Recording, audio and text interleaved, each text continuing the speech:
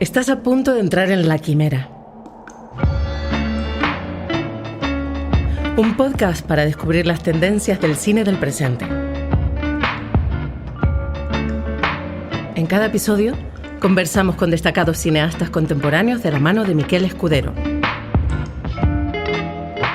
La Quimera.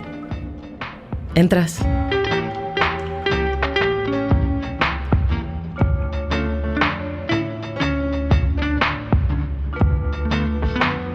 Bienvenidos a La Quimera, el espacio para conversar sobre cine con sus creadores. Soy Miquel Escudero y hoy nos acompaña Manuel Muñoz Rivas.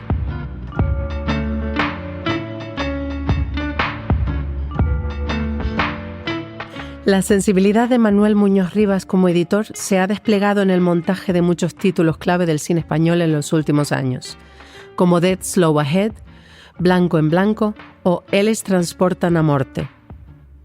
Como director, su capacidad de narrar ya quedó patente en El mar nos mira de lejos, un debut planteado como inclasificable sinfonía sensorial, seleccionado en el Festival de Berlín. Posteriormente, con su cortometraje Aqueronte, fusiona el mito griego con una barcaza que cruza el río Guadalquivir, una pieza que profundiza en su análisis de la condición humana y de la muerte, mediante una potente estética que remite a los grandes autores europeos del pasado. Manantial es su segundo largometraje, construido en torno a sus padres y dotado de un aliento poético que amplifica lo explorado en sus otros trabajos. La película se desvela como reflexión sobre el significado del amor en la última etapa de la vida y sobre cuáles son las posibilidades y los límites del cine a la hora de hacer un retrato de los seres queridos. Mientras el autor indaga en sus propias raíces, su cine sigue dando espacios para el asombro.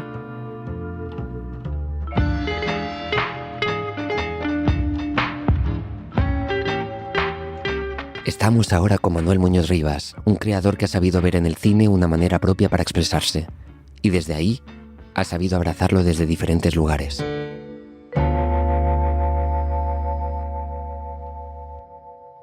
Hola Manuel, ¿qué tal? ¿Cómo estás? Bienvenido a La Quimera. ¿Qué tal, Miquel? Muchas gracias. Muchas gracias a ti. ¿Dónde te encuentras hoy? ¿En qué parte estás? En mi casa en Madrid. Qué bueno. Nosotros estamos aquí desde Barcelona y me gustaría empezar preguntándote si recuerdas la primera película que viste, si recuerdas si la viste en tu casa, si la viste en una sala de cine. ¿Te acuerdas de aquel momento? Pues me encantaría tener como un recuerdo bastante diáfano de eso, pero me temo que no, que lo que tengo es más bien una mezcla. O sea, de hecho, no sé si es un recuerdo o es un relato que me han hecho y yo lo he hecho propio. Una mezcla de las dos cosas, ¿no? Pero tengo algo parecido como a una memoria de haber visto Tiburón en un cine de verano, siendo yo muy chiquitito. Pasar mucho miedo y esconderme. O sea, de irme a los pies de mis padres y de los adultos con los que estábamos en el cine, que creo que iban unas tías mías, primas mayores que yo, mi hermana. Sí. Cine de verano al que íbamos mucho en una playa de Huelva, Matalascañas, que es donde veraneábamos siempre la familia. Y en ese cine de verano creo eso, tengo como la sensación de que el primer impacto, quizás vi otra cosa antes, ¿no? Pero algo que dejó como un impacto duradero fue Tiburón. Y creo que también por la misma época, no sé si antes o después, Popeye, que creo que era, si no me equivoco, creo que era Robin Williams el que hacía de Popeye, creo.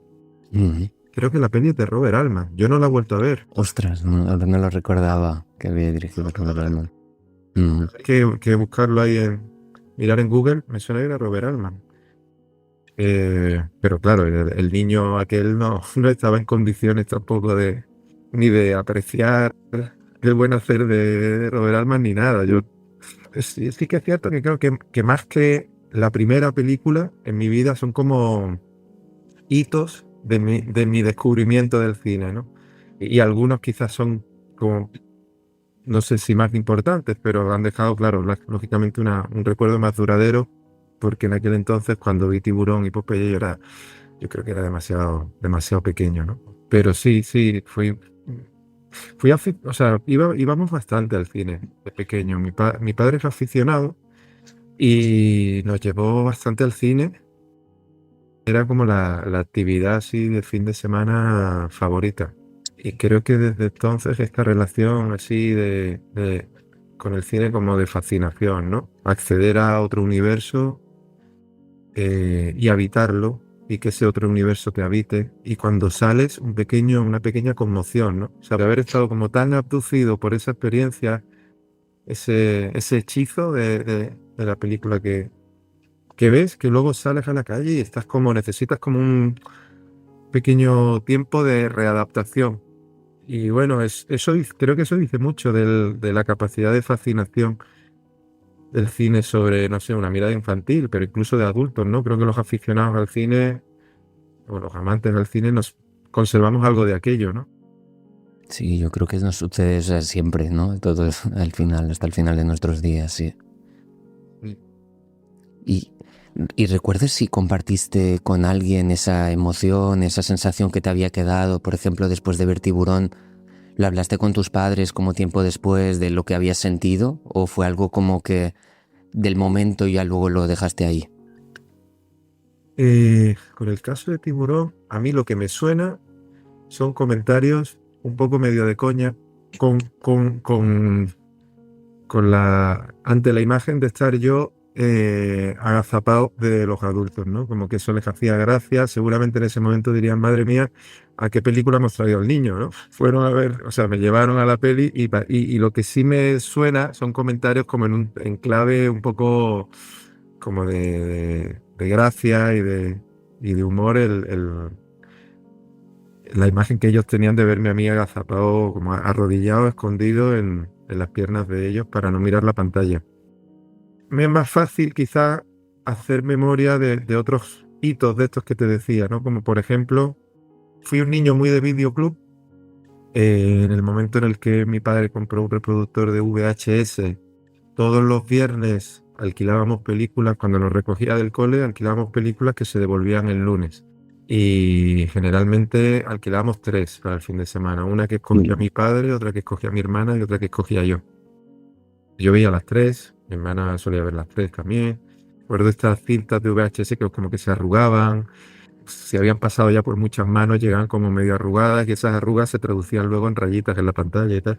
Sí que recuerdo esto mucho de videoclub, películas infantiles, sobre todo, ¿no? Hablamos pues de las clásicas de los 80, de los que éramos niños en los 80, pues Regreso al Futuro, Indiana Jones, Star Wars, los Goonies, en fin. Y luego recuerdo como pequeños acontecimientos que se destacaban un poco. Uno fue que mi padre había un señor del que hablaba mucho y al que celebraba mucho. A mi padre, mis primos lo llamaban Tito Hollywood, porque le gustaba hablar de cine, anécdotas de cine, hablaba de los actores como si los conociera.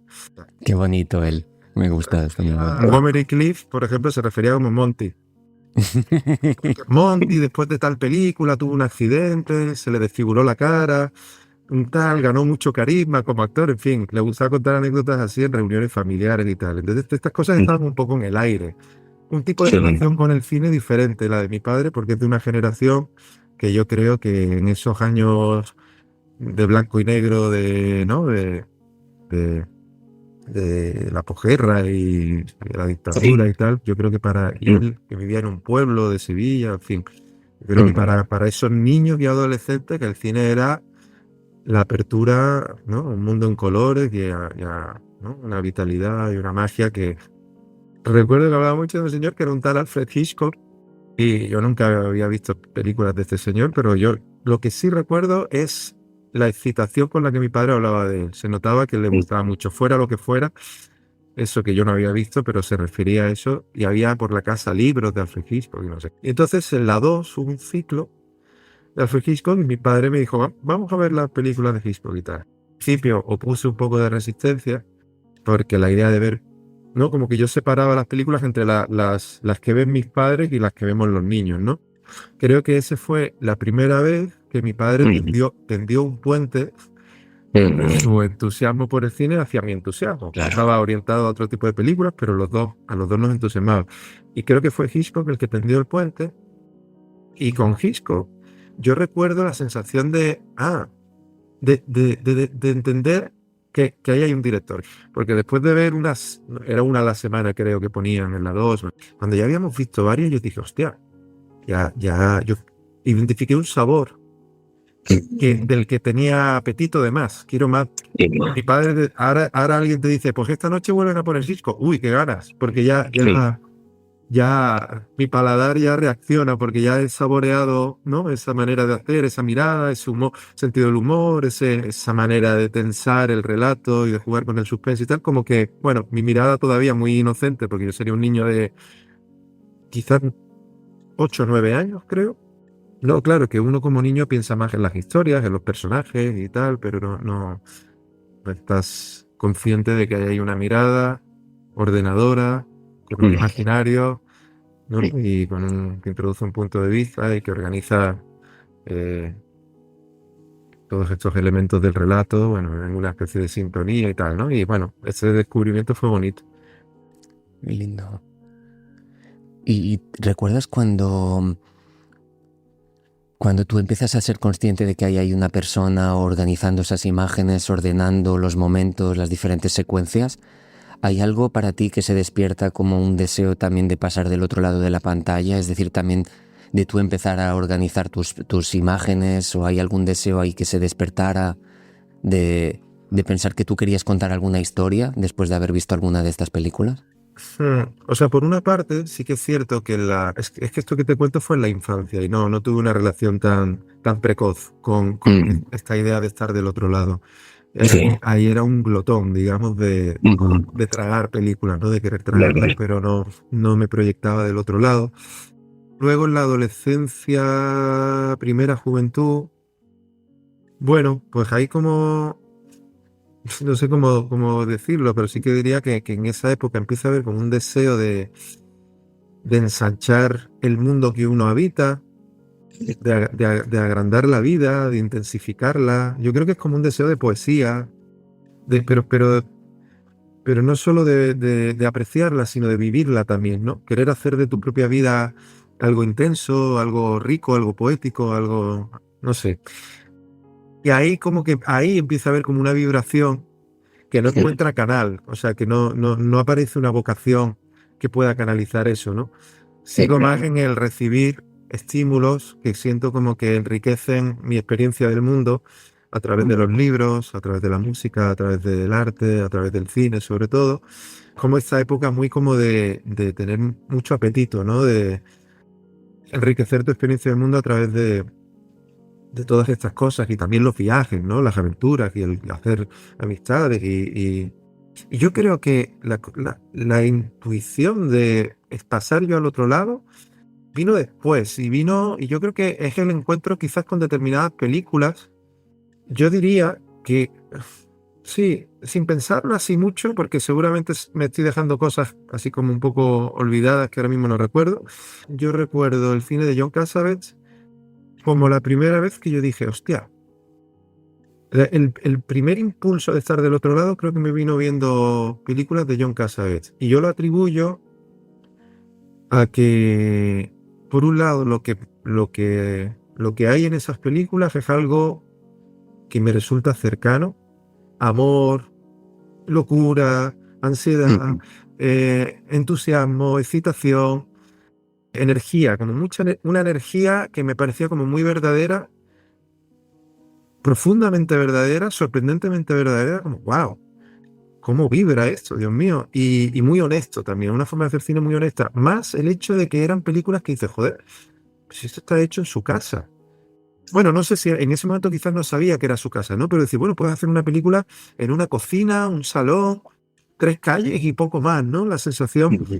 Y luego, claro, creo que el impacto que me causó fue tal que busqué y quise saber quién es este tipo, John Cassavetes y tal. Tenía en ese momento yo como 18, 19 años, quizás, incluso 20, ¿eh? A lo mejor.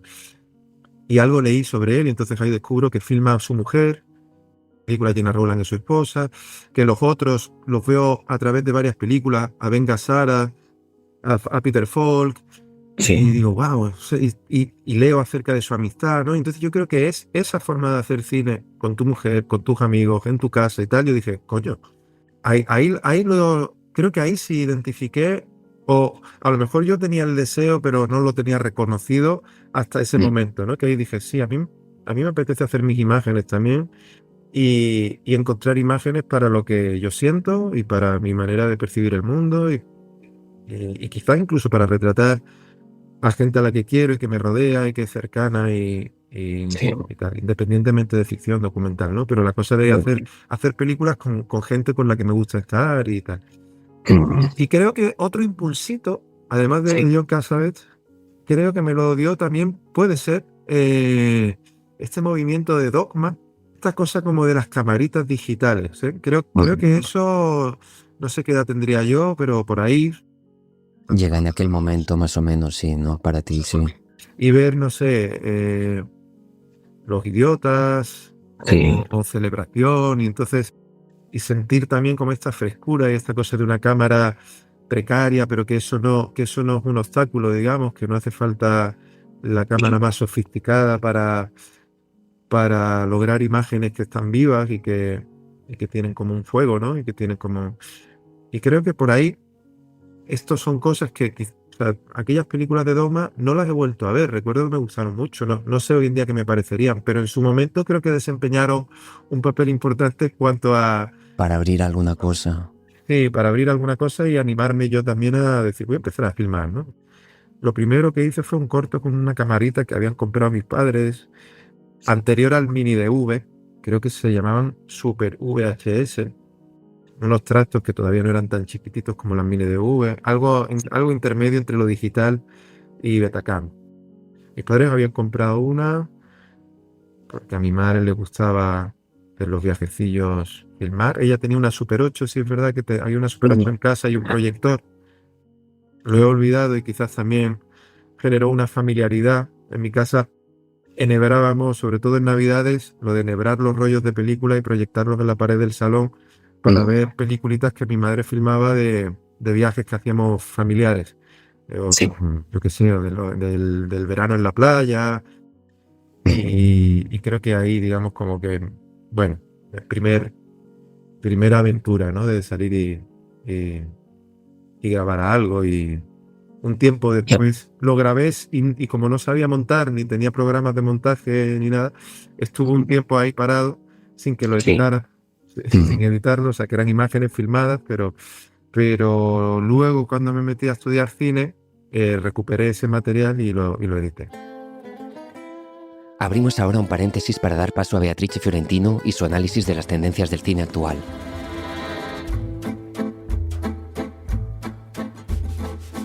Una temporada de cine preapocalíptico.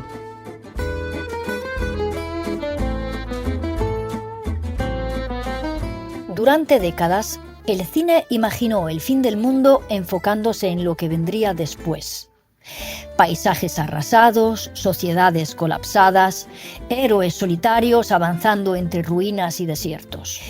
Era el cine llamado postapocalíptico, codificado como género, que partía de la hipótesis de un mundo derrotado, muy a menudo como consecuencia de guerras nucleares o de accidentes ecológicos favorecidos por la humanidad. Hoy, en cambio, el cine parece enfocarse en otro estado de ánimo. Ya no imagina el después, sino aquella etapa que precede al colapso.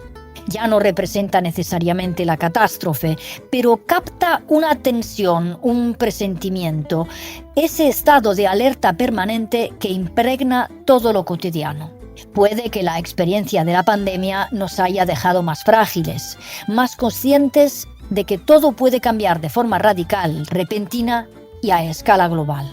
Existe la sensación más extendida de que todo puede ocurrir y que si no estamos ante el fin del mundo, casi seguramente estemos ante el fin de un mundo, el que hemos conocido hasta hoy.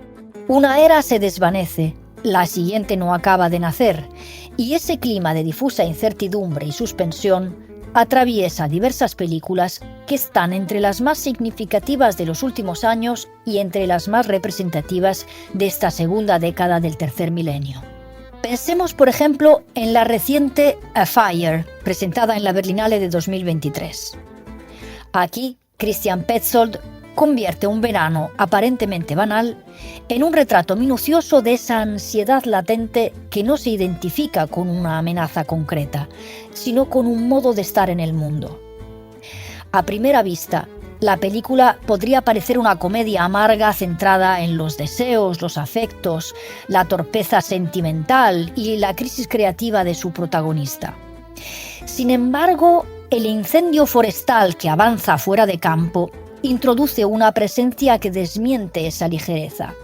El fuego lejano, como el que cada vez más frecuentemente arde verano tras verano, tanto en la Europa real e incluso en Hollywood, de la que no podemos olvidar las imágenes icónicas de los incendios de comienzos de 2025, funciona como metáfora del cambio climático, pero también como figura de un miedo difuso que define nuestro tiempo. Petzold evita cualquier tentación apocalíptica. Filma esa amenaza sin exhibirla. La presencia del fuego a lo lejos no altera la acción de manera directa, pero sí condiciona el estado de ánimo. Introduce una nueva inquietud que nos destabiliza. A Fire aborda la fragilidad contemporánea desde la intimidad, desde la convicción de que algo esencial está a punto de romperse. Capta la sensación de vivir con una amenaza difusa, aunque ésta no acabe por materializarse del todo. En un registro más ambicioso y abiertamente conceptual, La Bête de Bertrand Bonello, estrenada en el Festival de Venecia ese mismo año, desplaza el malestar hacia una dimensión histórica y tecnológica, imaginando el futuro como un lugar donde la humanidad se ve obligada a mutar para sobrevivir. La película propone un mundo en el que las emociones se anulan para adaptarse a un sistema dominado por la inteligencia artificial. El apocalipsis de Bonello es más bien existencial. La humanidad ya no es capaz de lidiar con el dolor, con el riesgo, con la incertidumbre. En sus tres épocas, 1910, 2014, 2044, Bonello observa cómo la historia se pliega sobre sí misma, repitiendo los mismos temores bajo distintas formas. Lo teníamos todo, dice uno de los personajes, sintetizando la sensación de haber llegado al límite de un ciclo. En La Bête, el fin del mundo es un proceso. Un mundo que se prepara para vaciarse de aquello que lo sostenía, el amor, la duda, la memoria, antes de su colapso definitivo.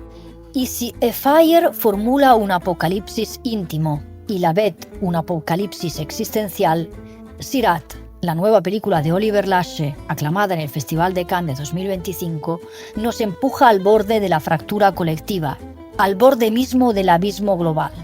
Ambientada entre comunidades nómadas que se desplazan de un rave a otro, rituales paganos donde el trance funciona como forma de resistencia y comunión, Sirat se mueve en una dimensión abstracta y universal.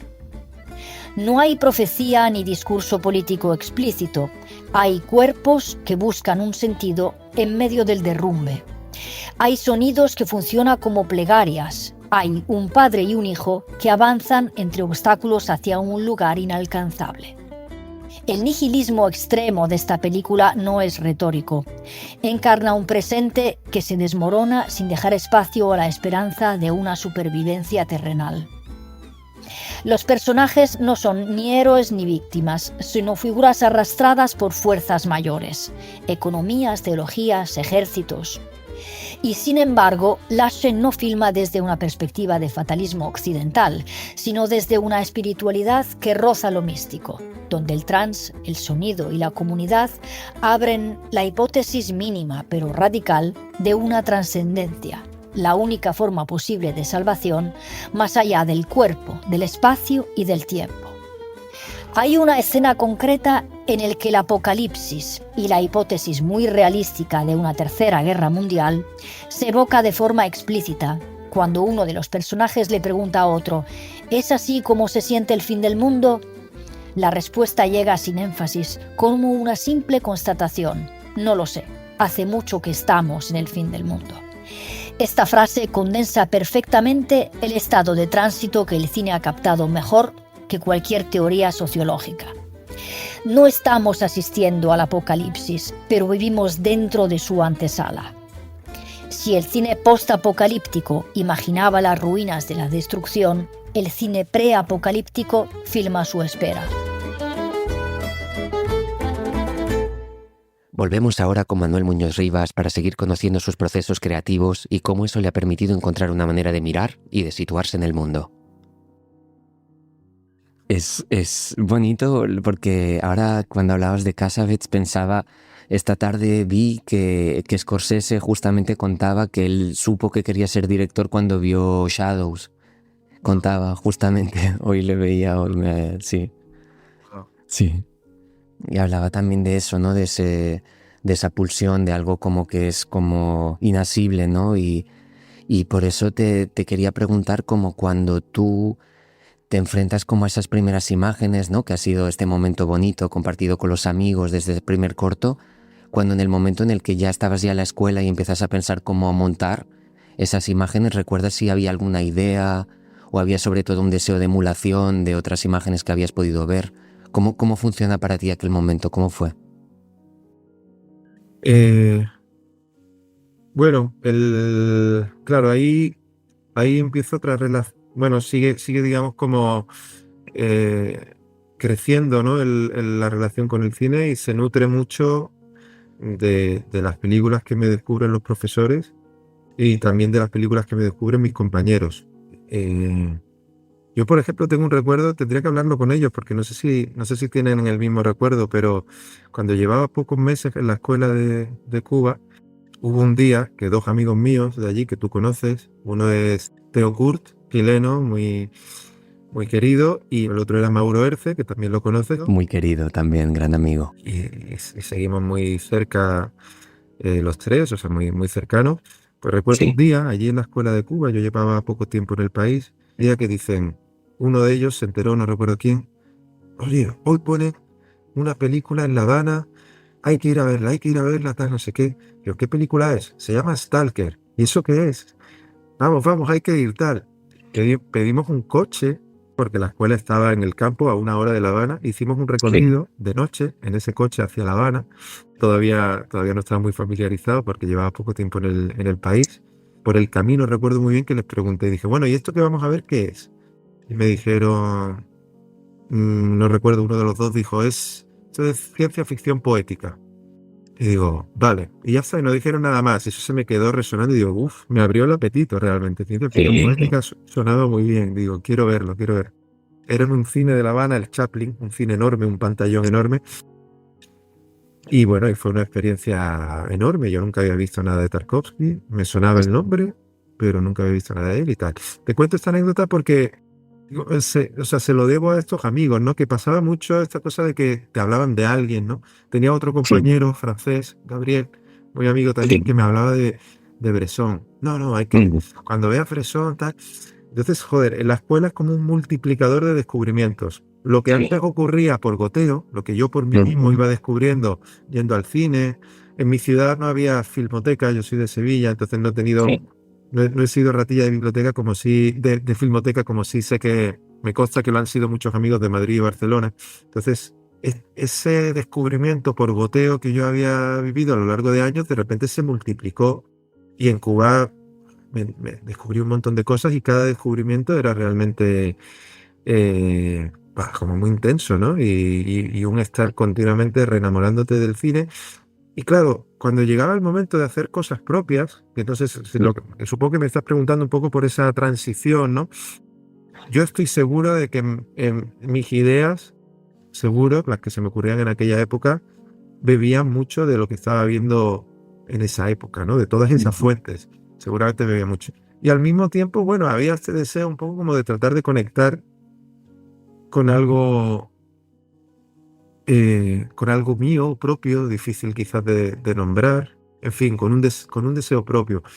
Y claro, si algo te generaba como un impacto muy, muy profundo, muy intenso y te conmovía, eso se quedaba contigo y yo ahora, sobre todo con el tiempo, me doy cuenta de que muchas de las ideas que surgían en aquel momento para yo hacer mis propias imágenes estaban atravesadas de estas emociones que me había procurado el descubrimiento de Ozu, de lo que Sí. sea, ¿no? El que fuese. Y bueno, creo que es un proceso que tampoco se puede forzar, que es como gradual no sé, el ir encontrando, llamémoslo, tu voz o tu, ¿no? Reconociéndote sin miedo y sin pudor en tu manera de ver el mundo, de sentirlo, de percibirlo. Eso que al principio es un poco mimético, creo que con los años va tornándose más como un diálogo. Empiezas a hacer cosas que inevitablemente dialogan con el cine que has visto, con el cine que te gusta, ¿no? Pero ya desde un lugar donde te sientes como interlocutor. Y creo que esa es ¿no? La evolución orgánica, ¿no? De estar mirando mucho a los que identificas como maestros, aprender de ellos, ¿no? Y después, pues sí, de forma casi que natural, orgánica, vas como encontrando un lugar.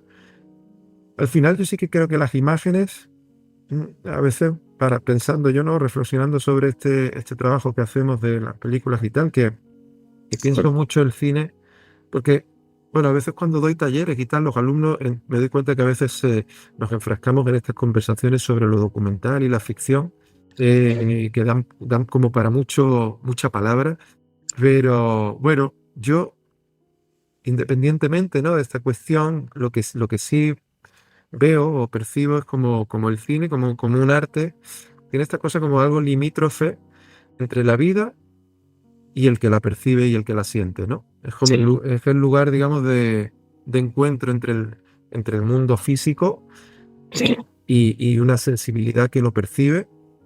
Y ese lugar limítrofe es como un lugar eh, poroso. Ahí hay un contacto, un intercambio, ¿no? Y de ahí surgen las imágenes, ¿no? Y bueno, claro, sí, las imágenes al final son fruto del contacto de tu sensibilidad con el mundo de ahí fuera. Y con el mundo de ahí dentro también, de lo que te está pasando, ¿no? Pero bueno.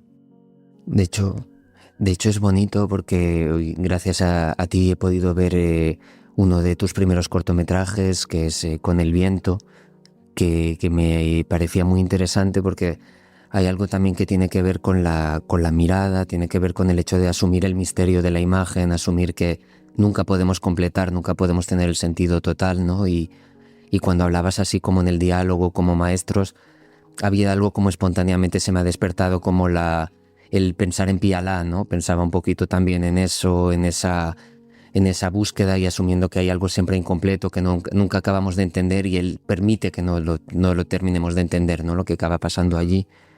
Y sí que quería preguntarte por cuando tú te planteas esta película, la película de Con el viento, cómo viene, cómo empieza también la escritura, el momento en el que piensas cómo tú te vas a posicionar frente a lo que quieres mostrar y cómo te vas a acercar ahí. ¿Cómo es aquel momento para ti?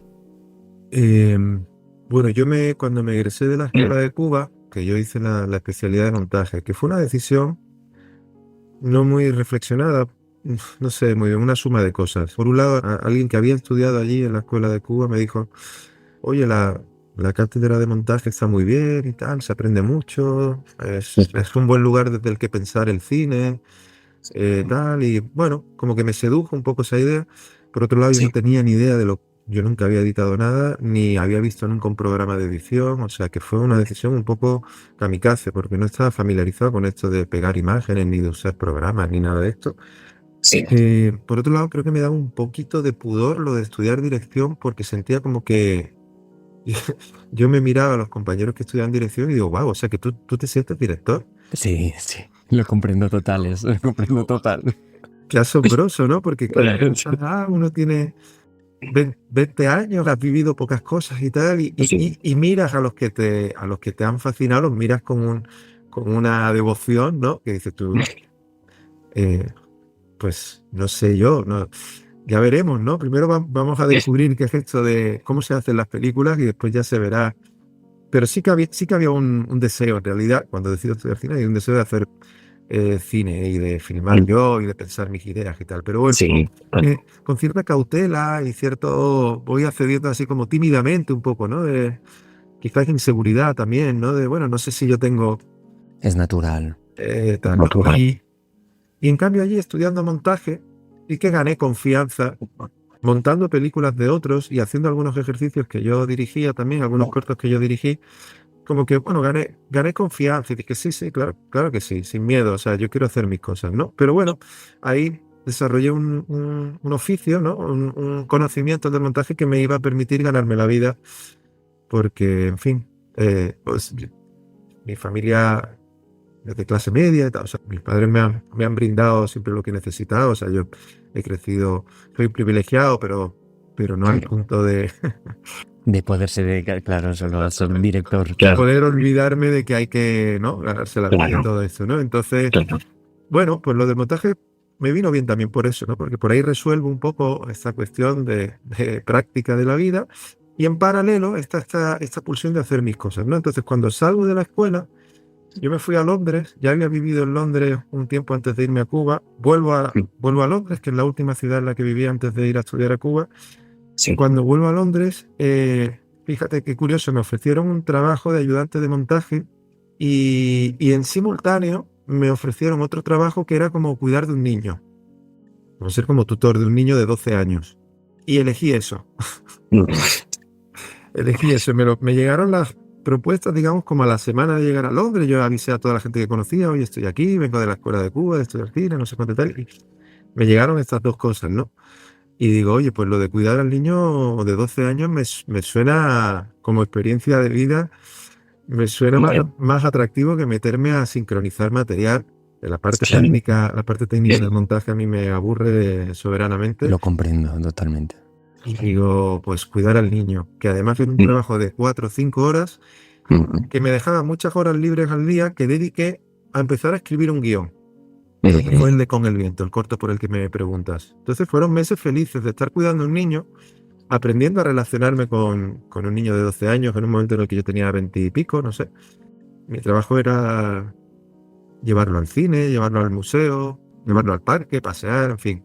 Padres me contrataron para evitar que el niño se pegara a la televisión y hiciera algo con sus tardes. Bueno, mis mañanas libres me dediqué a escribir ese guión. Y es un guión, el de Con el viento, que yo lo escribo desde la distancia, desde Londres, pero pensando siempre en un paisaje de Sevilla, del entorno de Sevilla, de la provincia de Sevilla, que me es vagamente familiar, pero con el que tengo una relación un poco mediatizada por fotografías que había visto, que son las marismas, la zona del Coto de Doñana, un paisaje muy singular, muy horizontal, muy potente, y que yo había pasado alguna vez por ahí en coche con mis padres y había visto el trabajo de un fotógrafo que se llamaba Tim Aya, que ya falleció, que tiene una serie fotográficas muy interesantes de las marismas de la zona de Sevilla, Cádiz. Y yo tenía ese libro que siempre me gustaba y esas imágenes como wow, y pensar que esto está muy cerca de donde yo me crié y de donde yo viví siempre y tal. Entonces este es un corto que juega para mí un poco una función también de volver, después de unos años viviendo entre Cuba y Londres, desempeña un poco una función también como casi biográfica de volver a la zona de la que yo soy para conocer mejor paisajes que no conozco tan bien, pero que me gustaría conocer, que conozco a través de libros y de alguna imagen que yo tenía registrada de haber pasado en coche por ahí. Entonces es un corto que parte mucho de ahí, de querer filmar en ese paisaje. Y eso llega antes, el deseo de filmar cerca de donde yo soy, o en la región de la que yo soy, y filmar esos paisajes es anterior a la noción de un relato o de una historia. Es más bien querer filmar ahí. Entonces empiezo a fantasear con una posible historia que es precisamente la de un regreso. Y nada, a partir de ahí empiezo a desarrollar un poco ese guión, escribiéndolo en Londres, y cuando ya lo tengo terminado, pues decido irme a vivir a Sevilla para buscar localizaciones y buscar apoyos y ayudas que me permitieran hacerlo realidad. Entonces me enteré un poco de cómo funcionaba el tema de las ayudas públicas, que en ese momento lo ignoraba. Me entero de que el Ministerio de Cultura a través del ICA conceden ayudas para realización de cortos, que la Junta de Andalucía a través de la Consejería de Cultura también da ayudas. Averiguo un poco cómo se hace todo eso, me doy de alta en autónomo como productor, hago un dossier y pido las ayudas y me las dan.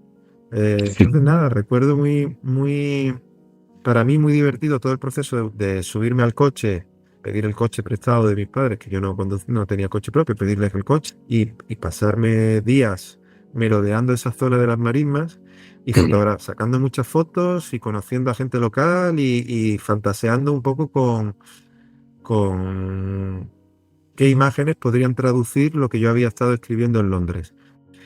Y luego ocurre otra cosa, que es que la falta de oficio, un poco también la osadía de dirigir y producir mi primer corto fuera del ámbito académico, digamos, de dirigirlo, producirlo, hacerlo en 35 milímetros. Como me dieron las subvenciones, pues me pude permitir comprar películas, alquilar una cámara 35 y tal, y simultanear el rol de director y productor.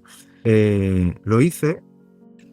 Cumplí con las normativas, o sea, todo se hizo según lo que tocaba, pero el precio que pagué por simultanear tantos roles y tantas responsabilidades fue que el rodaje fue un poquito calamitoso. Filmó, pues no sé, el 70% del guión. Creo que esto es algo habitual, en las películas de bajo presupuesto y tal, ¿no? A veces se fabulan películas que luego en el momento de filmarlas No van a poder ser. dan la falta de pericia, ¿no? De no tener suficiente callo y no poder anticipar problemas que van a suceder y tal. Sí, en definitiva, la falta de experiencia, porque los rodajes sean un poquito accidentados. Y en mi caso, pues se filmó una parte del guión, no todo. Y esto creo que sí, sucede bastante y luego es interesante porque de lo que se trata es, en montaje, tratar de hacer virtud de ese efecto, ¿no? Y entonces, nada, salen a veces películas que involuntariamente son un poquito, que hay muchas omisiones y tal, ¿no? Y yo creo que yo personalmente he aprendido más con las películas que son difíciles de montar, en las que está todo lo que necesitas, ¿no? Cuando están todos los ingredientes y te sientas a montarlas, posiblemente es divertido el proceso, pero como aprendizaje creo que aprendes menos que cuando tienes que encontrar una película donde no la hay. Y a partir de materiales, a partir de la escasez de materiales, tejer relatos que en algunos casos son muy frágiles, ¿no? Yo he hecho películas, tanto como director como montador, que soy consciente de que son películas que están en un equilibrio como muy precario, tanto a nivel de construcción, pero hay veces que consigues como subsanar la falta de elementos constitutivos de la narración, consigues subsanarla a través de insinuaciones, omisiones que son como muy sugerentes, pequeños vacíos o pequeños eclipses, ¿no? Narraciones que tienen algunos eclipses y tal, pero en lugar de dejarlos ahí como errores que afean, digamos, el conjunto, tratar de aprovecharlos a favor de la película para generar algo que, si lo consiguen manejar bien, hay veces que las películas nacen como más misteriosas y elípticas de una manera muy interesante, ¿no? Y has mencionado antes a Pialat, que yo creo que efectivamente practica bastante esto, ¿no? Hace poco revisé Van Gogh y hay partes que es increíble como las consigue, ¿no? Porque parece que van un poco como como si fuese un poquito en contra del relato, ¿no? Y bueno, para mí, no sé, en cada película aprendo algo y creo que estos procesos, ¿no? De materiales escasos me han ayudado a entender que al final las omisiones acaban dando lugar a películas que creo que son más generosas con los espectadores porque reclaman de la participación del espectador, que de alguna manera, ¿no? Tiene como que completar o tender puentes entre lo visible y lo no visible, lo que permanece como invisible. Por encima de esos espacios de invisibilidad, el espectador tiene que tender puentes, ¿no? Y tú ayudas con los elementos que tienes, ayudas intentas como inspirar al espectador. Hacer una película como un objeto que inspira a quien la ve. No solamente que satisface su apetito de ver una película, sino que, bueno, que es una especie de hechizo inspirador, ¿no? Y te invitan al viaje, ¿no? Porque realmente si no, no hay no hay viajes, sino si toda la película está todo contado, se ve toda la transición, todo el relato realmente de punto A, punto B, punto C, realmente no tiene más interés, o sea, tiene mucho menos interés.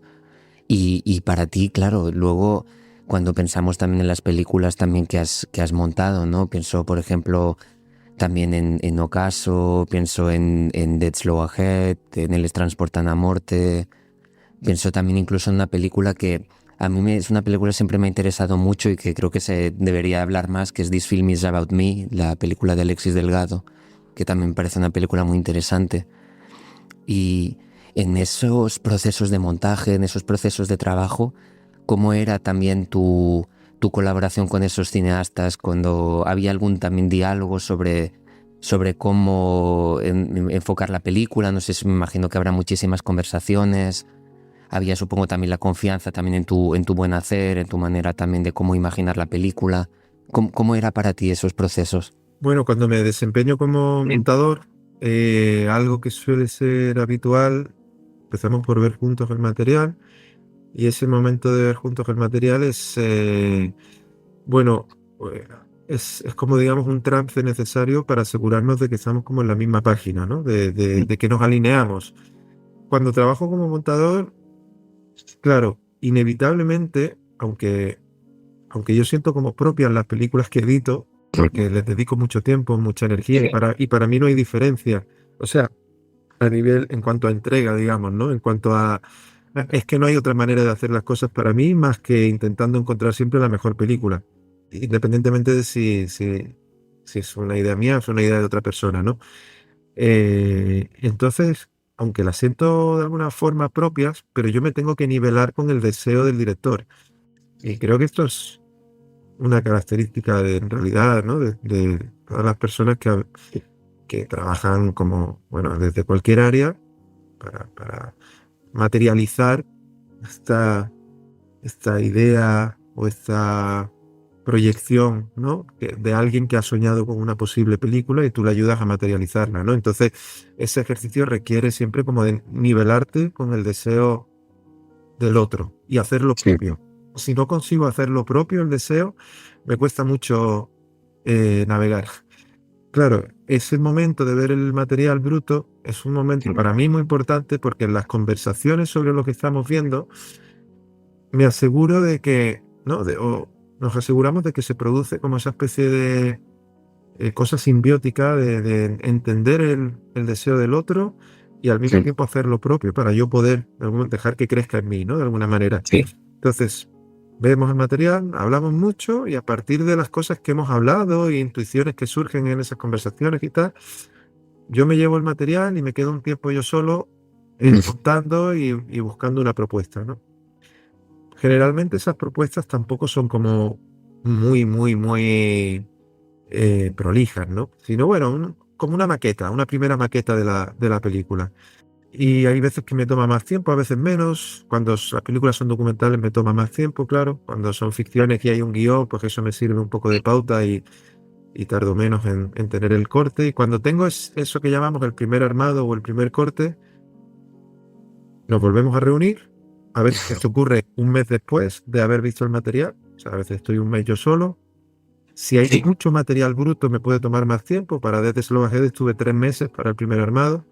Me reencuentro con el director un tiempo después, cuando ya tengo una primera propuesta. Generalmente estas primeras propuestas son fallidas, yo mismo lo sé, pero entiendo que es importante que los directores tengan como un primer contacto con esa maqueta, ¿no? Y a partir de ahí, cuando vemos esa primera maqueta, el primer borrador de lo que será la futura película, hablamos sobre lo que hemos sentido al verla, conversamos, intercambiamos pareceres y tal. Tratamos de hacer un poco de un diagnóstico, ¿no? De identificar cuáles son los puntos fuertes de la película y cuáles son las zonas como que requieren más trabajo porque están un poco flácidas, ¿no? Han quedado como que no terminan de encontrar la consistencia y la contundencia que necesita. Y hacemos una especie de diagnóstico, ¿no? Yo siempre hablo de que el primer corte es un momento como muy de quirófano, de poner un cuerpo sobre la mesa del quirófano, cuerpo enfermo, porque al primer corte siempre le duele algo. es una película fallida en ese momento, ¿no? Pero es un momento fantástico porque por fin tienes como una visión, ya no estás viendo material bruto de forma fragmentaria y discontinua. Por primera vez tienes algo parecido a una película. Todavía defectuosa, pero algo parecido a una película, ¿no? Y de ahí en adelante el proceso de montaje se pone muy divertido, porque hacer el primer corte a veces es un poco, en fin, hay que picar mucha piedra, ¿no? Ver el material, volver a verlo, darle vueltas, buscar los momentitos interesantes, ver qué haces con ellos. Es laborioso y es muy de ir chocándose contra la pared porque algo que has intuido de repente no funciona, joder, pues tengo que buscar por otro lado, tal. Pero cuando tienes un primer corte y empiezas ya como a intuir la futura película, a mí a veces me recuerda un poco al proceso de las fotografías antiguas que se revelaban en esa cubeta con un líquido y tú tiras un papel en blanco, fotosensible, ¿no? Y en el efecto bajo el efecto de los líquidos empieza como a aparecer la imagen poco a poco, ¿no? Y empieza a ganar definición y definición y definición, ¿no? Pues el primer corte, que es cuando me reencuentro con los directores, es el momento donde empieza a aparecer esa imagen, ¿no? Todavía no tiene definición, es borrosa, confusa, es ambigua, pero empiezas a intuir algo, ¿no? Y a partir de ahí viene la parte quizás más gozosa del montaje, que es ir encontrando el pulso, encontrando el tono, encontrando el relato, conseguir las inflexiones, modulaciones de la energía, ir armando esa especie de organismo vivo que es una película, porque cuando la terminas, que es también un momento interesante, la sensación que uno tiene es que a la película ya no le duele nada. Ves lo que has hecho y te parece que ni le falta ni le sobra. La sientes como que está íntegra, que está madura, como un fruto cuando ya está listo para que lo arranques del árbol y comértelo, ¿no? Ya está madura. Y ese proceso, pues son sucesivos cortes, la mayoría de los cuales yo lo suelo hacer solo, porque siento que trabajo como con más agilidad si estoy solo delante del ordenador, pero siempre en diálogo con los directores, en el sentido de que siempre que tengo algo nuevo que me parece que vale la pena ver, se lo muestro, lo cotejamos, conversamos, oye, ¿qué te parece tal? Y vamos encontrando la película en ese diálogo, ¿no? Pero donde, bueno, yo muestro, ellos ven, opinamos, conversamos, me vuelvo a retirar yo, digamos, como a mi cuevita, sigo editando un poco, cuando tengo algo que me parece digno de ser compartido, nos reunimos de nuevo, lo vemos, conversamos y así vamos como corte a corte avanzando. Ya en la etapa final, cuando la película ya casi está, ya solamente cuestión de ajustes pequeños, ahí sí que trabajamos hombro a hombro, ¿no? Porque, bueno, hay que tomar decisiones sobre una cantidad de aspectos de si esta escena es mejor terminarla aquí o terminarla un poquito antes, si este plano es redundante o no, dejamos un solo plano aquí o lo reforzamos con este otro punto de vista. Ellas son como decisiones más de detalle, que es como, digamos, el último barniz, ¿no? Y ahí sí que trabajamos juntos, porque ya estamos, digamos, como haciendo el trabajo como fino, ¿no? De dejar la película fina y en esas decisiones es lógico que estemos mano a mano, ¿no? Y bueno, son procesos donde generalmente también se labran amistades como muy, muy duraderas, ¿no? Yo tengo amigos que son amistades que han surgido ahí, ¿no? Que ese tiempo de ir encontrando la película juntos es un proceso creativo de diálogo, de intercambio y de asombro, ¿no? De ir asombrándonos con la película que se nos va revelando, como esa fotografía que te decía, esa imagen que se va revelando, pues la película también se va revelando corte a corte, cada vez estamos más cerca, a veces se da algún paso atrás, ¿no? Y de repente hace algo que, uy, no, estábamos mejor antes, hay que retroceder. Pero sí, bueno, y son procesos que yo siento que nutren también mi mirada de cineasta, o sea que estoy trabajando para la película de otra persona, eh, pero bueno, estoy pensando en la película, pero a través de esa película estoy pensando el cine también. Y, y bueno, a mí me ha sido un poco azaroso todo, ¿no? Esto de que yo acabe montando películas y tal, pero bueno, todo siento como que se generan sinergias que son enriquecedoras, sí. Sí. Pienso en eso, en lo que dices, ¿no? De compartir esos momentos durante el montaje. Casi se asemeja mucho, claro, a compartir como cuando estás en la misma sala de cine con otra persona y estáis ahí atentos a lo que se va revelando, ¿no? Es compartir un momento tan íntimo, ¿no? De tanta vulnerabilidad, que hay algo que forzosamente llega a unir muchísimo, ¿no? Ah, sí, tal cual, porque el nivel de diálogo cuando se está montando una película va volviéndose cada vez más y más y más sutil. En paralelo a una película que va volviéndose cada vez más y más precisa en lo que hace y cómo lo dice, o en lo que convoca y cómo lo convoca, ¿no? Entonces, conforme la película va, digamos, soltando grasa y encontrando más su esencia y volviéndose, pues eso, cada vez más precisa, cada vez más elocuente y tal, en paralelo, nuestras conversaciones son también cada vez más rigurosas y cada vez más sutiles, ¿no? Y pasamos de hablar, es como que vamos pasando de un pincel grueso a un pincel cada vez más fino, en la manera en la que nos referimos a la propia película, a las emociones que nos provoca, a las intuiciones que tenemos, ¿no? Es muy rico, es muy bonito asomarse, abrir la puerta a ese proceso, ¿no? Asomarte de repente a lo que se habla cuando se está cocinando una película. Bueno, lo hemos visto, ¿no? En algunas películas, ¿no? Por ejemplo, la de Pedro Costa sobre Strobe y Willet, ¿no? Ah, sí, sí. O sea, lo que pasa ahí dentro. Vaya, hace vuestra sonrisa escondida, sí, sí. Sí, es muy mágico lo que pasa ahí, sí. Y es verdad lo que tú dices, es bastante parecido a lo que sucede cuando hemos visto una película que nos ha conmovido o que no nos ha dejado indiferentes, ¿no? Y hablamos sobre ella, ¿no? Tanto cuando hay consenso, a los dos nos ha gustado y nos recreamos en el placer de rememorar la película hablando sobre ella.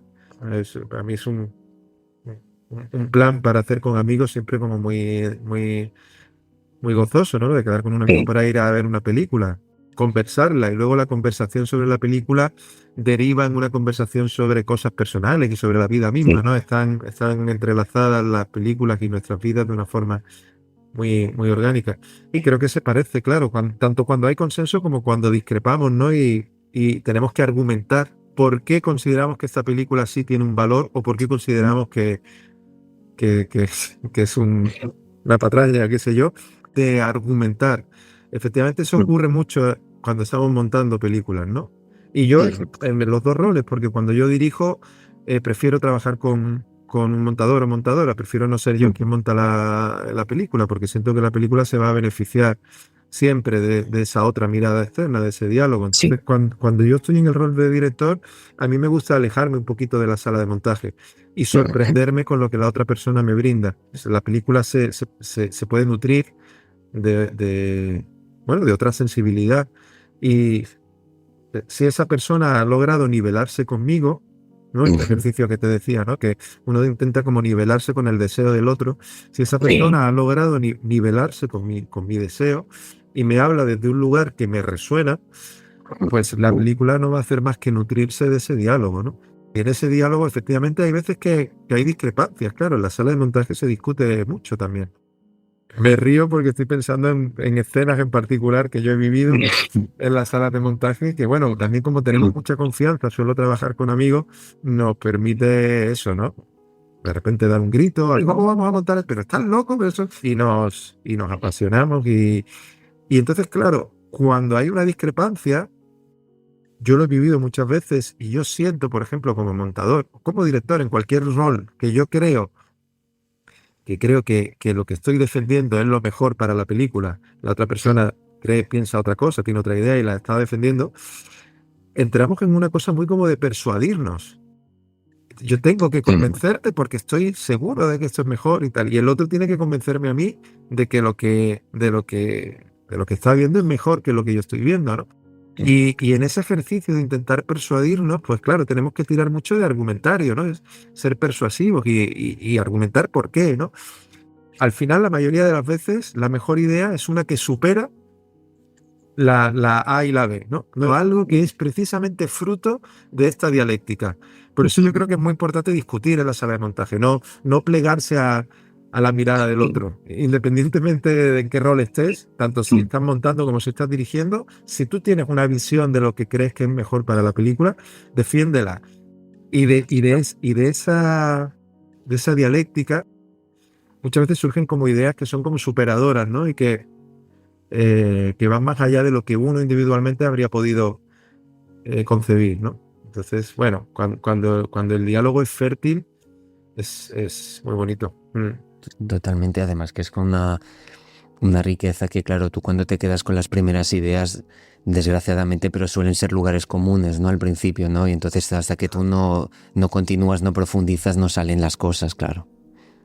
Y en ese sentido quería preguntarte, toda esta experiencia como montador, cuando tú has empezado, pienso también en tu primer largometraje, ¿no? Con El mar nos mira de lejos, pienso en cómo, si hay algo que en esta experiencia como montador luego te ha inspirado cuando tú has empezado a escribir como una película como El mar nos mira de lejos, ya sea en sala de montaje o ya sea sobre una hoja de papel, pero pienso un poco en un poco cómo se ha despertado en ti ese deseo. Antes hablabas de la idea del pincel y siento que es algo como muy pertinente también en tu cine, ¿no? Hay algo también muy pictórico que tiene que ver con el detalle, ¿no? Con la pequeña nota de color en un lugar o en otro, y en cómo la película se teje a partir de muchos pequeños detalles, ¿no? Muchas pequeñas cosas, muchas pequeñas ráfagas, y en ese sentido quería preguntarte en eso, ¿no? ¿Cómo se plantea para ti?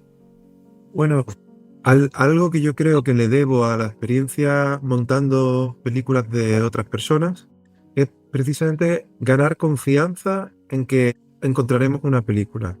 Previamente quizás yo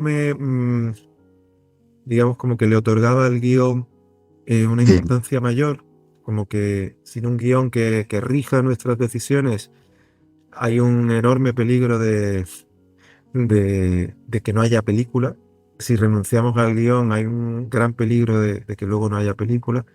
Sí. Y editando películas que no tenían guión o que tenían un guión mínimo y que luego el rodaje, digamos, como que desbordó ese contenedor del guión, lo desbordó por completo y tal, y luego en montaje tuvimos que encontrar el relato, cosa que por ejemplo pasó con, pues no sé, por ejemplo con Guerra Llanos de Eloy Enciso, o con la propia Death Slow Ahead de Mauro, que no tenía ningún guión, no podía tenerlo porque él no sabía ni siquiera en qué barco se iba a embarcar. Él un día lo llamaron y le dijeron: mañana tienes que estar en Odessa, en Ucrania, para embarcarte en un barco.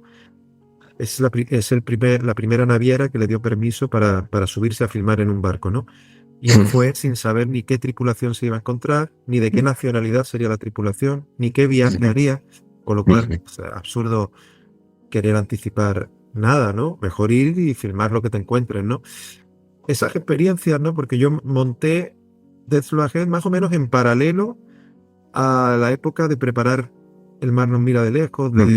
Incluso hubo como algo que se intercaló. Creo que estuvimos unos meses montando Death Slow Ahead, interrumpimos el montaje, fuimos a un primer rodaje del mar nos mira de lejos, que hicimos un primer rodaje, paramos El mar nos mira de lejos, volvimos a Death Slow Ahead, seguimos editando y cuando la terminamos volví a filmar otra vez para... O sea, son dos películas que están en el tiempo muy entrelazadas y procesos, digamos, que íbamos saltando de uno a otro. Yo creo que porque yo había escrito un guión para El mar nos mira de lejos, pero lo que siempre pensaba como que iba a ser irrealizable. Era un guión muy de ficción. Y después sentí como que esa ficción, por un lado esa ficción que yo estaba escribiendo, sofocaba, estrangulaba la vida real del lugar, la iba como a doblegar, y por otra parte me parecía que esas personas a las que yo quería filmar no estaban capacitadas para interpretar el guión que yo estaba escribiendo, que tenía pues muchos elementos de dramaturgia y tal, ¿no?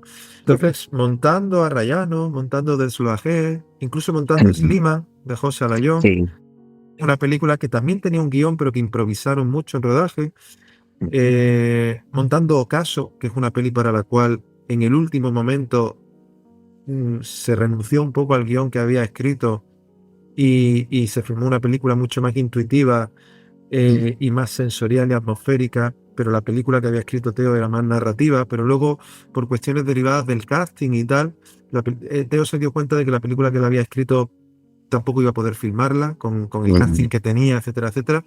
y reformuló la película en el último momento. Entonces, todas estas películas que viven estos procesos como muy de una mutación continua, ¿no? Hay un guión, luego en el rodaje esa película muta y se vuelve otra cosa, y luego en el montaje hay que volver a reescribirla. Pues ese aprendizaje o esas experiencias me ayudaron a ganar confianza en confiar en el proceso, ¿no? O sea, confianza en que la película la iré encontrando y puedo ir a filmar sin tener un guión muy definido. Entonces, El mar nos mira de lejos, rescaté algunas ideas del guión, pero como ideas individuales de escenas, ¿no? Que sí, las quemé y las hice y están en la película, pero el arco completo del guión que yo había escrito, eso se fue por el desagüe y fuimos a filmar y era una improvisación continua. Cada día se me ocurría algo que ese día de repente pues no podía filmarlo porque ya se nos había hecho tarde, pero digo, bueno, me lo guardo para mañana, mañana podemos hacer tal cosa. Y el día siguiente iba a filmar eso que había pensado y el personaje no estaba de ánimo para filmar. No, déjame, yo hoy no te van a de filmar. Pues vamos a filmar otra cosa y nos íbamos a filmar las arenas, las dunas o lo que sea. Y era una improvisación continua y el guión, vamos, nunca lo llevé a rodaje. O sea, nunca me fui a rodaje con un cuadernito, con el guión. No, me iba con, sí, un cuadernito sí, pero porque me hacía listas de ideas, ¿no? De cositas que me gustaría tener. Me gustaría filmar tal cosa, me gustaría una escena en la que pase esto.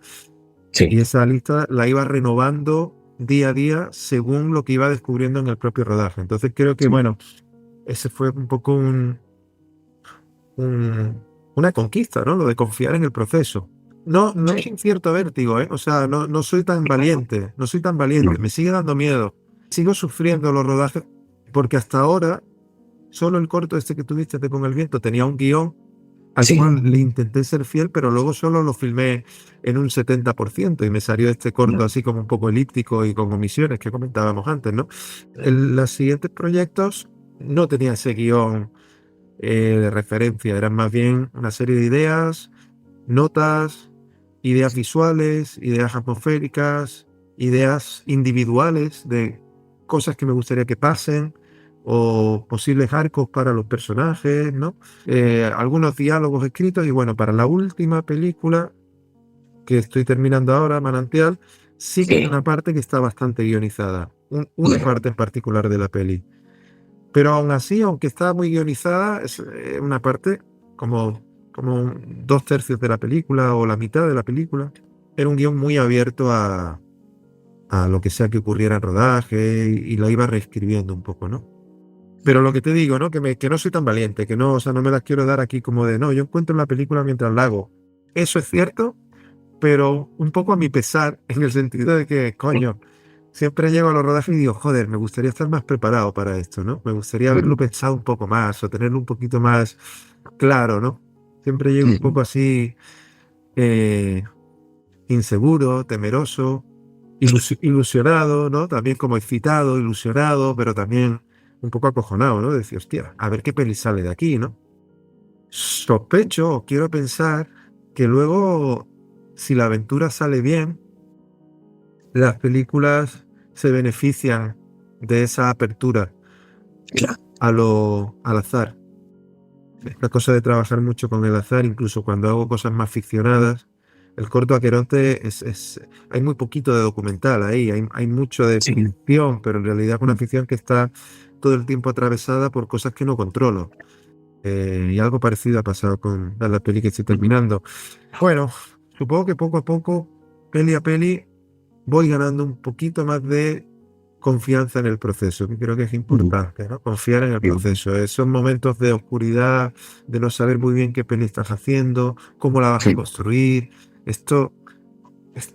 Encontraría un relato con todos estos mimbres, con estos materiales, con estos momentos, con estas emociones, sensaciones. Conseguiré con todo esto coser algo que tenga una unidad, una cohesión.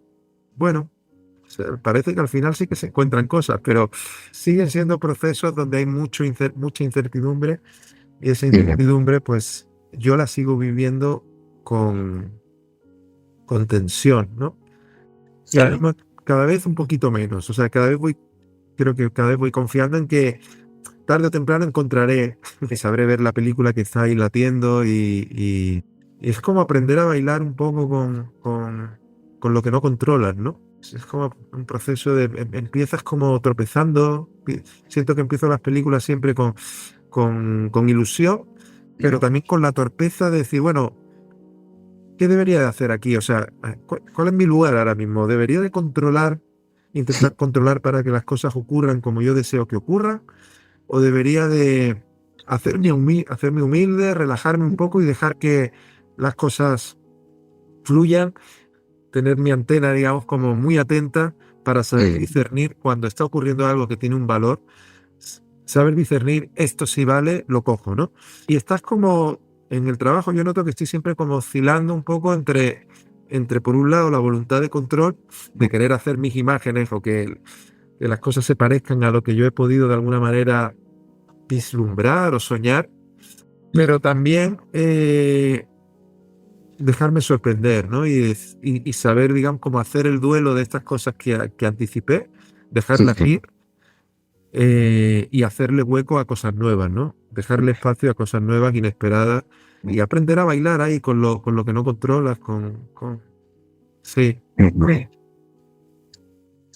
Sobreponerte al miedo. O sea, si pienso el proceso en términos así un poco, ¿no? De lo que uno sufre y siente y padece y atraviesa, hay algo de aprender a sostener el miedo y aprender a confiar, ¿no?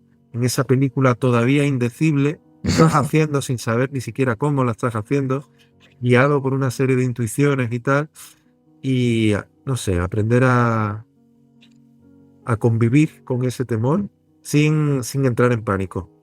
Pienso en eso, en la idea, ¿no? de atrapar la vida, que era una de las cosas también de la que hablaba Tarkovsky, ¿no? Y recuerdo también hace años alguna vez oírte hablar de Kiarostami, ¿no? De la importancia de Kiarostami y la manera en la que él, al pasar su cámara por allí, teníamos la impresión de ver la vida, ¿no? Y de ver algo que era muy, muy especial, pero justamente porque hay espacio para que la vida tenga lugar frente a nuestros ojos, ¿no? Y...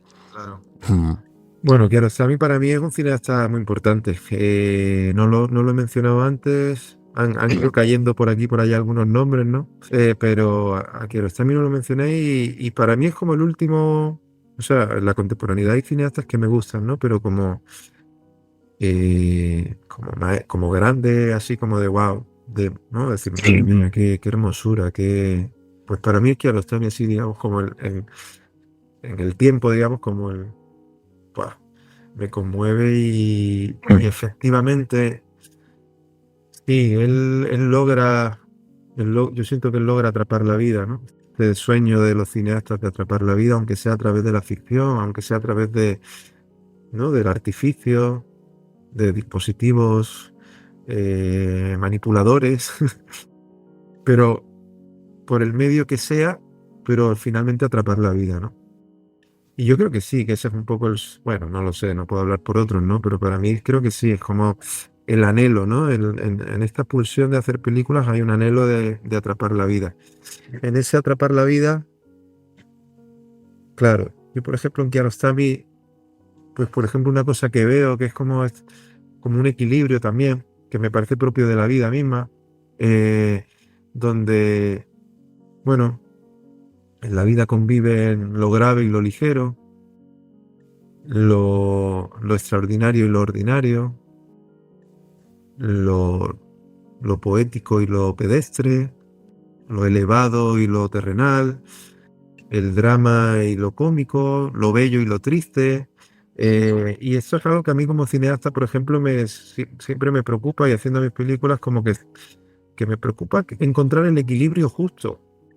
Y porque, bueno, siempre están esos peligros, ¿no? Estas tentaciones de dramatizar en exceso algo o de banalizar algo. Entonces, bueno, identifico como unos peligros ahí, ¿no? De acentuar demasiado algo, ¿no? El peligro de resultar demasiado afectado.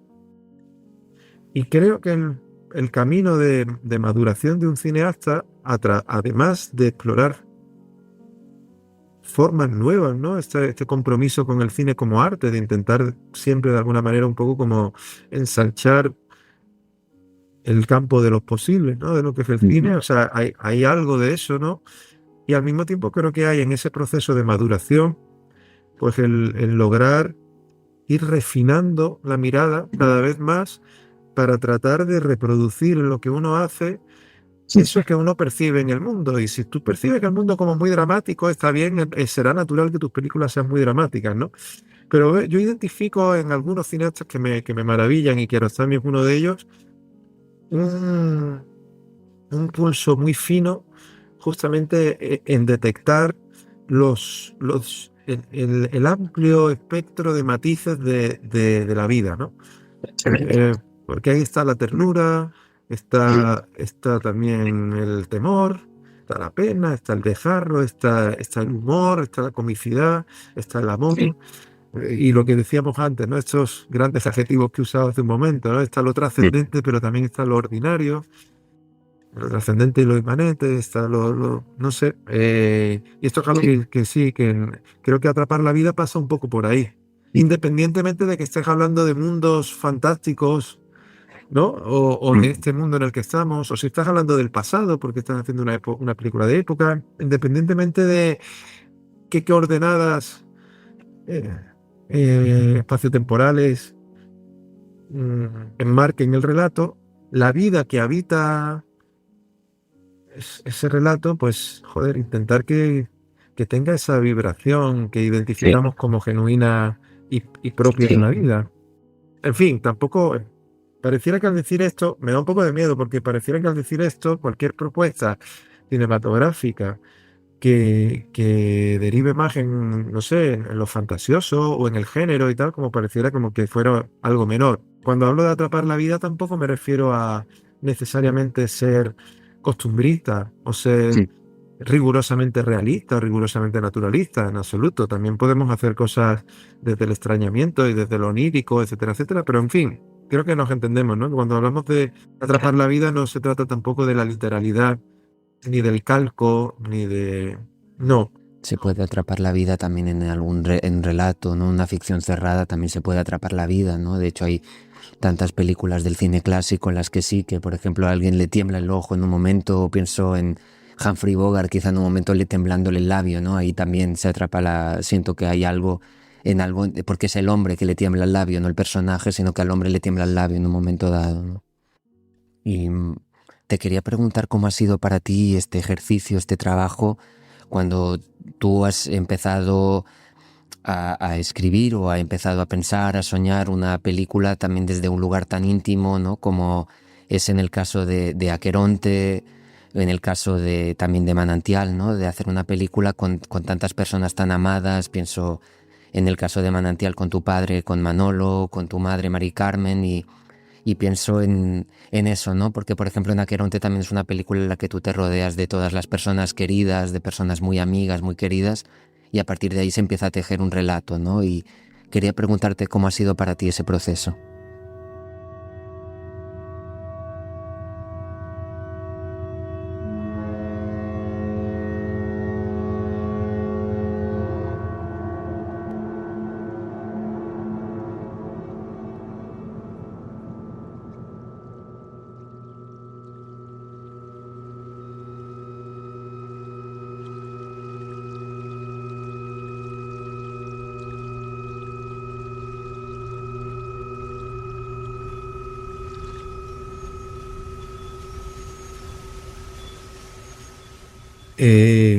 Bueno, son dos proyectos, efectivamente, en los dos filmo a personas queridas, amigos, familia, y esto es algo que pues, para mí es como placentero, ¿no? Me gusta filmar a gente cercana, me resulta como agradable y bonito compartir eso. Sí.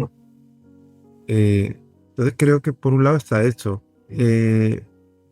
Por otra parte, en el caso de Manantial, la peli que estoy terminando y que tú has visto un poco en primicia, de hecho me faltan falta un poquito de trabajo con el sonido, ¿no?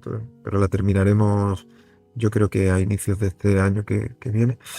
Bueno, en el caso de Manantial es una película que nace de una necesidad quizás ante unos eventos fuertes, duros, cosas que estaban pasando en la familia, que tienen que ver con enfermedad, el aliento frío de una muerte que de repente, ¿no? Que parece que se asoma ahí, ¿no? Como una amenaza y tal, pues son experiencias difíciles para las que uno no está muy preparado cuando te golpean por primera vez. Y es curioso, creo que cumple una doble función el cine, donde por un lado me hace de pantalla, para estar filmando cosas duras, estar filmándolas y usar el cine, digamos, como una herramienta para dialogar con lo que está pasando y tal. Por un lado me hace un poco de pantalla porque me mantiene ocupado y me permite sublimar algo de lo que está ocurriendo. Me permite como la materia prima de la vida que uno vive, transfigurarla de alguna manera y a través de una especie de alquimia, ¿no? Sublimar algo de todo aquello y bueno, y estás ocupado y estás conviviendo con cosas que son difíciles, pero estás haciendo una película. Eso creo que me protegía un poco frente al dolor y la pena y el miedo de lo que ocurre. Por un lado, creo que me protege y simultáneamente me lleva a hacer inmersión en lo que está pasando. Porque no me protege a través de la distracción, como de desviar mi atención hacia otra cosa. No me protege como me puede proteger quedar con amigos para ir a tomar unos tragos, que efectivamente eso también te protege del dolor, porque durante un rato estás con amigos y estás hablando de otros temas y te cuentan cosas de sus vidas y te distraes y eso te hace un poco de higiene, ¿no? Y te oxigena y te carga las pilas para después volver a enfrentarte a esa vivencia difícil y tal. Pero lo curioso de esto, de la película, es que me distrae, me protege, pero no porque me desvíe de lo que está ocurriendo, sino simultáneamente estoy como haciendo inmersión total en lo que estoy viviendo, lo vivo como con más intensidad. Entonces es loco, ¿no? Estás viviendo algo que es difícil y en lugar de evadirte, te zambulles en ello de lleno y lo vives de una forma como todavía más intensa, pero al mismo tiempo estás haciendo este proceso, ¿no? De sublimar la vida y de tratar de... Incluso yo te diría que con el caso de Manantial, algo que a mí mismo en un momento me llamó la atención, digo, wow, es como habitual que los cineastas escribimos ficciones a partir de la vida, o escribimos películas a veces con cosas que nos pasan, o que nos han contado, o del pasado, qué sé yo, como que nos nutrimos de la vida para escribir una película, y algo de eso estaba ocurriendo aquí, pero yo, de una forma casi un poco supersticiosa, o no sé, esto sonará un poco esotérico quizás, pero yo también sentía que a través de la película podía reescribir la vida, podía influir en el curso de los acontecimientos de forma benéfica. Y había, bueno, enfermedades muy graves y una especie de convivir con la muerte casi, ¿no? O con esa amenaza. Bueno, pues es curioso, ¿no? Es como una especie de fe en las capacidades mágicas del cine. Con lo que estás haciendo puedes de alguna manera tener una influencia luminosa, sanadora en aquello que estás filmando. Entonces ahí es donde el cine le devuelve a la vida algo de lo que toma de ella. Y bueno, me parece que, no sé, a mí me fascina, porque esto que te estoy diciendo, no sé, son como reflexiones que me acompañan en el proceso de hacer esta película. No es algo sobre lo que yo haya teorizado mucho, ¿no? Sino que digo, wow, yo creo que me lo dijo un amigo un día, cuando le conté lo que estaba haciendo, me dice, hostia, estás escribiendo la vida con tu película. Y esa frase me resonó mucho conmigo, reverberó y ¿no? Se quedó ahí como grabada a fuego, porque algo de eso estaba yo sintiendo, efectivamente.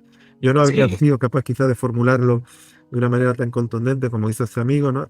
Pero sí, creo que algo de eso, bueno, es lo que en determinados momentos me puede mover, ¿no? Como ganas de que la transferencia sea en las dos direcciones, desde el mundo hacia el cine, pero también desde el cine hacia el mundo, ¿no? Sí. O de la vida vivida hacia el cine, pero también desde el cine que haces, irradiar algo En la vida. en la vida, ¿no? De hecho, hay algo que sucede así, ¿no? Al final de la película, que es profundamente conmovedor, ¿no? Que va en esa dirección, al menos así lo siento yo, ¿no? Sí, algo de eso pasa. No me animo no me animo a desgranarlo mucho, ¿no? Porque como la película todavía no la hemos terminado y hay que estrenarla, pero creo que algo de eso sucede. De hecho, una película que a pesar de que hay una buena parte que está escrita, ¿no? Y que es una parte más ficcionada y tal, pero estaba todo el tiempo dialogando con cosas que iban pasando también, ¿no? Y hay veces que la vida irrumpía en esa ficción que yo estaba haciendo. Y bueno, como te decía antes, esto de aprender a bailar, ¿no? Yo tenía que hacer un paso de baile que permitiera que ese caudal de cosas que ocurrían entraran en la película, ¿no? Y al mismo tiempo, no dejar de ser el que está escribiendo la película y decir, ok, que entre, pero no de cualquier manera. También hay que escribir esto que está entrando, o sea, ahora hay que esculpirla un poco, ¿no? Hay que sacar el martillo y el cincel, esculpirlos para que encuentren cabida dentro de una película que es como un todo, es un organismo vivo y debe de haber una especie de... Tiene que haber unas relaciones, diálogos y ecos y rimas entre todo lo que está ahí, ¿no? Entonces, bueno... Es muy loco, es estar viviendo y escribiendo lo que vives en paralelo. Y sí, en el final lo que sí ocurrió también, joder, es que es difícil hablar de una película que todavía no se ha visto, ¿no? Seguramente se verá cuando te estén escuchando, las personas que están escuchando este programa seguramente quizá ya la han visto, ya luego puede ser que suceda. Bueno, al final ocurre algo que yo creo que sí, que es un poco mágico y tiene que ver también con cuándo terminaba yo de filmar. Porque hubo momentos donde parecía que el rodaje ya había terminado, pero el orden de cosas, la vida en ese punto estaba en un lugar de máxima fragilidad o de tormenta, ¿no? Y yo estiraba el rodaje, una pulsión vital, Claro. Y casi de resurrección, entonces desde la fe en que eso iba a ocurrir, sin tener garantía de que iba a ocurrir, poco una moneda al aire y podía salir cara o cruz, y desde la esperanza de que las cosas tuvieran un desarrollo positivo, alargué el rodaje. Yo iba alargando la película. Sí. Conforme la vida iba cambiando, yo iba alargando la película para que la película siguiera cambiando, y solo cuando yo sentí que las cosas estaban en un punto donde el equilibrio entre lo bello y lo triste, equilibrio armonioso, ahí dije, aquí se termina el rodaje, porque podría haber seguido filmando. Un tipo de película así, que dialoga tanto con la vida, la puedes extender eternamente casi, ¿no? Puedes seguir filmando y la película va ganando volumen, bifurcaciones y tal. Bueno, pues para mí fue interesante esto, ¿no? Yo solo cuando yo sentí que el equilibrio entre lo bello y lo triste, entre lo más luminoso y lo más, no sé cómo llamarlo, ¿no? Esto de poner adjetivos, pero en fin, cuando las cosas llegaran a ese equilibrio, ahí dejaba yo de filmar, ¿no? Que fue una decisión interesante también. Y bueno, cuando la película, el que la vea y escuche esto, por gente enterada, ¿a qué me refiero? Quería darte las gracias y muchísimas gracias. Ha sido un placer enorme y muchas gracias por tu generosidad. Ha sido maravilloso. Muchísimas gracias. Pues muchas gracias a ti, Miquel, que siempre es un gusto hablar contigo de pelis, de cine y de vida, que me consta que eres un apasionado y con una sensibilidad muy, muy, muy rica y muy fina, muy profunda, y es un gusto siempre conversar contigo. Despedimos ahora a Manuel Muñoz Rivas, cineasta montador, escritor de imágenes y sonidos.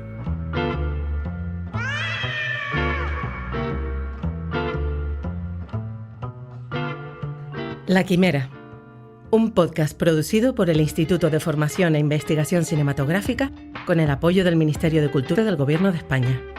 Descubre a más cineastas contemporáneos escuchándonos en tu plataforma de podcast favorita o en nuestra web podcastlaquimera.com.